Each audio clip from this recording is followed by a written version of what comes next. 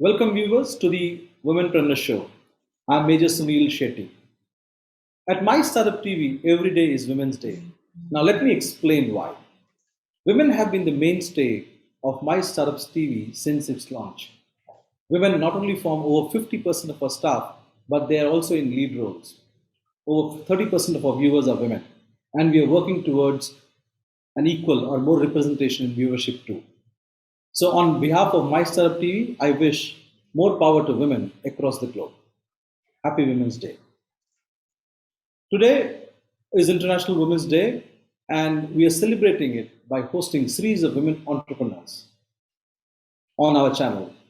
We hope their personal and entrepreneurial journey will motivate aspiring entrepreneurs. Our next guest is Shireen Sultana, co-founder of KinderPass. Shireen is a first generation entrepreneur who believes in the merit of fresh and uncluttered thinking.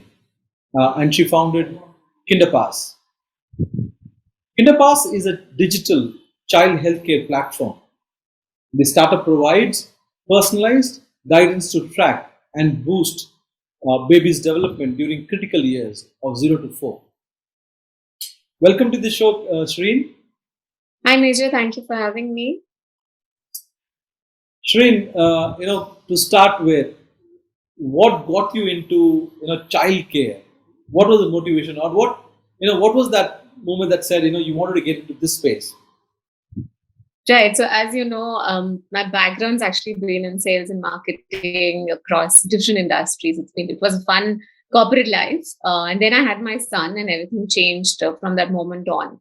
I tried to dig deeper to understand what early years was like. What should I do or not do? And as I kept digging, what I unearthed was pretty, shocking to say the least. That what me and friends around me as parents were doing was very different from what was meant to be done, and that really started the whole thought process around how we can make the early years the most critical part of a human being's life, right? At the end of the day, today, how you're sitting, your handwriting, your emotional quotient, your social behavior is all determined by literally the first few years. That's the kind of impact those years have. But we know very little as parents and as caregivers about those years. So that's really what got us started. And at that time, Sumedha, my co-founder, was running KinderPass as an activity platform in Singapore. Both of us started to talk about what was not available for parents like us, for information hungry, knowledge hungry parents like us. And that's how KinderPass began. The journey into KinderPass began. As a mother and woman, does it is it a very natural thing to get drawn towards childcare? Now, why I say this is, when my son, way back in 2006, when he was born, in fact, we were tracking the development even before that. There is a site called Baby Center where you can track week on week, through the pregnancy period, where you come to know as a parent what's going through, what's going on, and then, as you rightly said, once the child is born, from 0 to 6, I think they also have up to 10, where you come to know the various milestones. Naturally, I was quite intrigued at what's happening and what milestone to watch. But as a woman, as a mother, is it something very natural that comes to you, comes to people, women especially? That's an interesting question. That's something even I try to ask myself sometimes, that if I were a guy, would I be doing this? Or even more differently, as a woman, would I be doing something else? So the answer really is, I think, the intersection of passion and problem. So I have sold everything from dog food to chocolates to B-school seats in my career so far, right? So I think if I had not seen this as a big enough problem to make a business out of it, while also doing equal amount of good and making an impact, so it's really I think I would have continued to do what would give me joy. To answer your question specifically, I don't think it's as much to do with the fact that I'm a woman as much as I'm also a business person, right? And I also understand the size of the problem and the passion that I have for this space. If I had seen the same problem in mental health, I would have probably taken the same kind of a jump. So yeah, I don't think it's as much to do with the woman. But if I were to flip the question, right, Major, would a guy be doing this with the same amount of passion? I'm not sure. I have in my line of work over the last couple of years come across many men who are equally passionate about this and are doing their fair bit. Like I'm sure you know of some of one of the better Montessori schools in Hyderabad is the head is a male, is a man.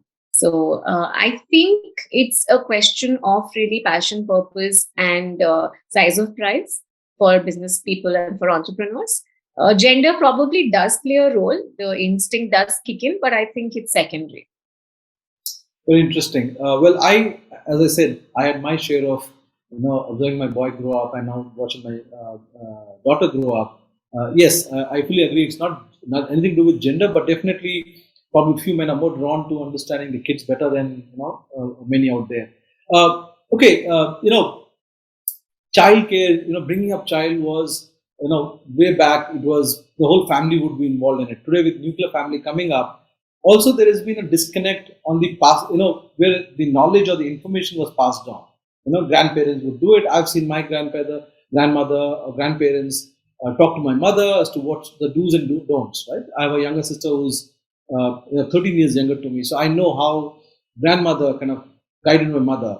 In today's world where there is nuclear families, where young couples don't have as much guidance, support of elderly, your organization is playing a key role. Would you say that? Oh, absolutely. In fact, I'd like to quote one of our users who said this, right? During the pandemic, it's actually on the Play Store as a review. If you go and pick it up. He said that KinderPass has been like a grandparent to my child. You've helped us through the parenting journey when we couldn't access the wisdom of our parents. But having said that, what we're also, in addition to being that support system, right, is in India we have a severe dearth of qualified professionals. So pediatricians, we have about 23,000 pediatricians for a country of 165 million children under the age of 6, right? So parents have nobody to really go to. Back in the age, you would go rely on a grandparent or the extended family or literally the village to raise your child, right? But that expertise doesn't exist. Also, the factor that today's millennial parents and everybody else wants a more informed choice. We want to make informed decisions. We want to make informed choices for our children, which are backed by science and not just hearsay or grandmother's tales or wisdom, right? You want to make it as logical a process as possible, as science backed as possible, and that's where we come in. The questions that you can't ask a pediatrician and you have to wait till your child goes to preschool to ask an expert is the questions that you will find answers to on KinderPass. Is the support system you'll find on KinderPass. So that's what we're trying to build. Also, the 0 to 4 and 7 are the formative years. What kind of information do you provide to the parents? Just take us through all the information that parents would have or have the benefit of from your platform. Sure. So just imagine yourself as a parent, right? All you have to do is download the app, enter your child's date of birth, the fact that whether your child was born prematurely or not as well. And once you do that, you're taken to take a basic milestone assessment. When you finish the assessment, it would be fairly clear to you if there are any developmental delays that your child has. And if you'd like to speak to an expert, we provide that connect with a therapist / healthcare expert who will walk you through your child's growth, do a more detailed screening to see which specific area there is a lag in growth. For example, if you have a 2-year-old who's still not started to make any sounds, is showing no signs of speech readiness, we'd like to dig deeper to understand are there other aspects of delays in development, right? That's where the process kicks in, where the parent can then speak to an army of like a suite of therapists that is available to them or care experts that is available to them. So for a child who has speech delays, speech and language therapy is just one part of it. There is also occupational therapy that he or she might need help with. There is psychological support that is required for both parent and child, and so on and so forth. So that's the ecosystem that is available to the parent. But what is interesting is even before we establish that there is a delay, or there is, by the time the delay manifests in behavioral, in daily behaviors, right? It might already be too late. What we're trying to do is to ensure that the parent tracks well enough in time, so that if there is any scope of developmental issues manifesting, we can nip it at the start. If not nip it, we can course correct fairly early on. And that's really what we're trying to do. Indian parents are, always looking for I mean, Indian parents always want the kid to be, one step or two step ahead of others. We are highly competitive when it comes to bringing up a child. Uh, I'm sure, when parents discover their children not meeting the milestones, even they must be going through, they do go through crisis. Do you have in your system as KinderPass where you also work with the parents? In fact, we work with the parents. So we are very, the whole idea is to not let the child get introduced to a device so early on. And also marrying that with research backed evidence that therapy, when done at home, led by the parent, is the most effective. It's these insights that our whole program is based on, right? So we support the parent in supporting the child. A child learns, even if it's a neurotypical child, learns best in an environment in the early years that he's most comfortable with from people that he's most comfortable with. So the parents, caregivers, or in an extended family that the child is living with, we support them in understanding what is going on with their child, right? Because the first level, first objection that you want to overcome is the mental acceptance of a parent.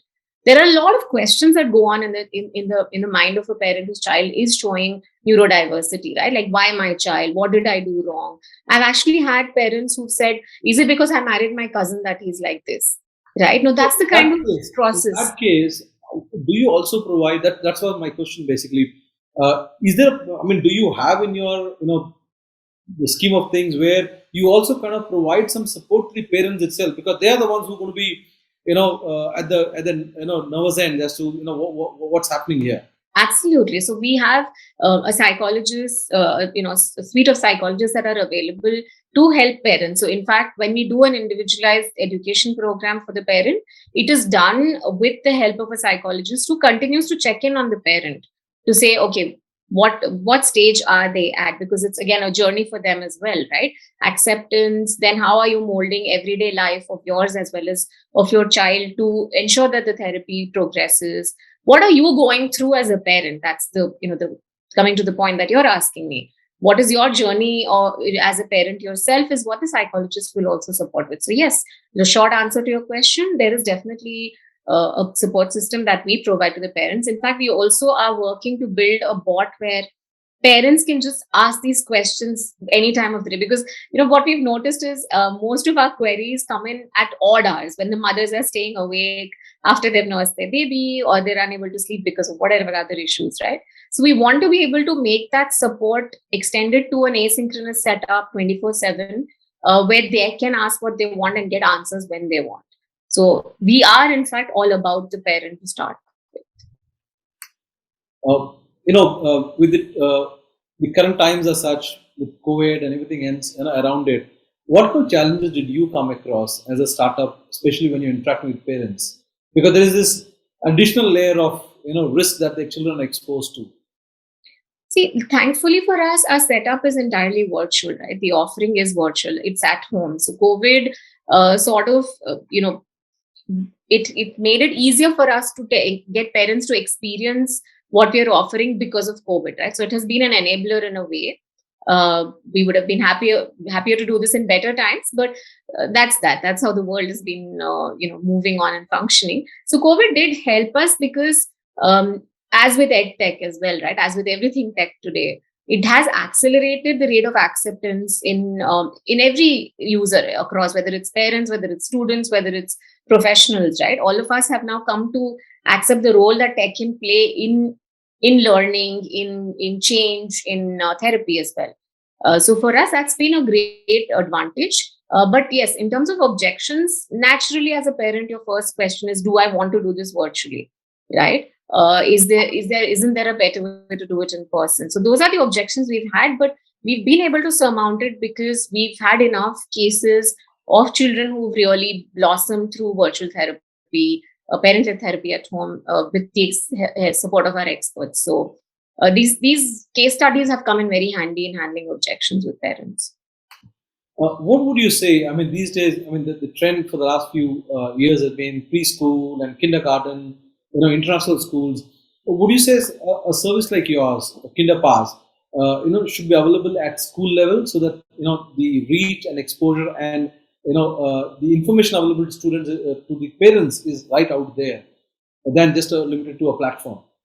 Absolutely. I think that's fairly important because two, three things, right? Parents also tend to take what comes from a voice of authority like schools or doctors more seriously. So they will, it's more like a credibility being lent from a school or a doctor, right? So that's definitely going to help us. A. B, where we also see this working is in enabling teachers to make more informed, guided choices and recommendations for parents. So a lot of the queries that we get come from kids who are slightly older who just started going to preschool because the teacher notices that there is some diversity in the child, and she brings it to the parents saying, I see this difference, I think we should consult a therapist, for instance, right? But the parents obviously are just hearing it from the teacher. Till then they have thought the child is absolutely neurotypical, there's everything about the child is normal, right? So when a tool like this, which is giving you enough data points, is showing you in as many absolute terms that there are issues, there are challenges that we need to overcome as parents and teachers, it's easier for a parent to accept, it's easier to get started on the correction course, and it's faster. So definitely schools will play a very strong role there. Preschools definitely would play a strong role for us going forward. Yeah, that was going to be my next question about how important it would be teachers to be, equipped enough to identify these and make those, course corrections very early on. Now, coming to your personal journey as an entrepreneur, you started off as a marketing sales professional, got into entrepreneurship. I know it was your choice to get into this as an entrepreneur was because motivated through your own journey. Where do you see yourself going personally in the next 5 years? Our objective is to make KinderPass part of every parent's life in India, right? So we have set ourselves a very audacious goal of reaching 10 million households in India in the next 18 months. And that's where we want to go by using regional languages. We know that, we personally feel, right, that language or literacy cannot be a barrier to what a child should get, right? And so shouldn't the socioeconomic, levels of their parents. So that's what we're trying to fix. So we want to be able to reach parents in the languages they understand, in the languages their parents understand. Because we know working parents today lean in heavily onto either nannies or grannies to support, right? So it is really the end caregiver of the child who should have enough of the tools in their hand to be able to assess what their child is going through and how they're growing. So yeah, our objective is to over the next 5 years really make this a household name, is to enable in the next, after the first 1.5 years, our objective is to enable at home therapy, even if it means going offline, if that's the route we see it happening, is to enable parents to not have to look elsewhere, to not lose time trying to find the right support system for their child. So today on our platform, we have parents who spent almost a year trying to find just that one therapist who can help identify their child's issues.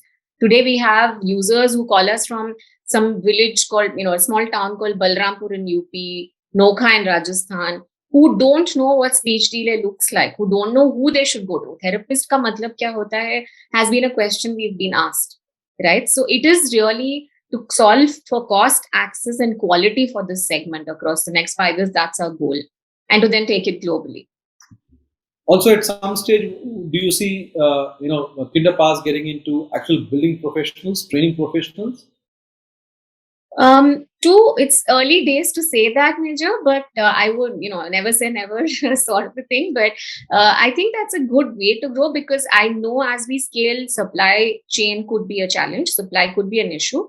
At this point, we are relying heavily on a lot of, you see what happened with EdTech, right? A lot of the women trained workforce that was sitting at home suddenly became employable, was able to share their knowledge and teach many others in the process. We are trying to do the same thing with health tech today. But as we grow, I know that building supply chain ourselves is a very logical extension. So yes, we see that happening, but not in the short run. Maybe in the next, say, 3 or 4 years, yes. Shireen, before I let you go, MySir TV is a channel for startups and entrepreneurs like you. What are your thoughts about our channel? I happened to go through your channel a few days ago, and it was very interesting to see the range of topics that are covered. See, everybody's been talking startups, right? Like every media vehicle today has one section dedicated to startups, but then it seems more like lip service. What I noticed, and the range of topics that you're covering on your platform is excellent. It's for a founder, for an aspiring entrepreneur. I think this is a great source of information. There's a lot of deep dive into pretty much every issue I think that an entrepreneur can think of, and I quite like that. I wish you talk more about it. I mean, more people should know about your platform, and I hope we can help in some way. Well, we're banking on entrepreneurs like you to spread the message about us, what we do. Thank you, Shireen. Thank you for joining us, Thank and you, Major. Thank you for having me. we hope to see you on some of our other shows. Thank you. Absolutely. Thank you.